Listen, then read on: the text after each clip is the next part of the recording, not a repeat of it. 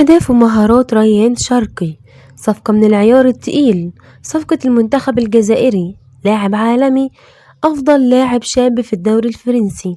قبل ما نبدأ لا تنسوا الصلاة على النبي والاشتراك بالقناة.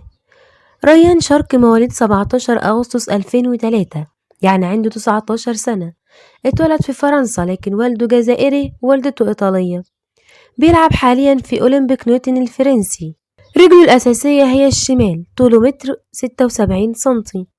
قيمته التسويقية 18 مليون يورو. متوقع في الفترة القادمة قيمته التسويقية تكون أعلى.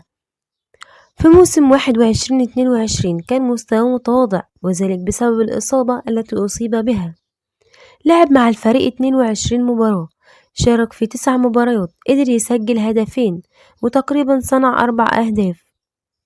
وفي الموسم الحالي لفت ريان بن شرقي أنظار كتير، وأصبح محل اهتمام أندية كبيرة مثل ريال مدريد وباريس سان جيرمان، وفي احتمال كبير انه ينضم للفريق الأول الفرنسي، لأنه لاعب شاب بيقدم مستويات مميزة، ولاعب فعلا يستحق انه يكون لاعب دوري. وفي الفترة الأخيرة طلعت تقارير بتقول ان اللاعب وافق على تمثيل المنتخب الجزائري، وطبعا نتمنى ذلك لأنه هيكون عندنا لاعب عربي مميز في أوروبا، والكل مهتم بيه، وخصوصا في الفترات الأخيرة بسبب إمكانياته المميزة.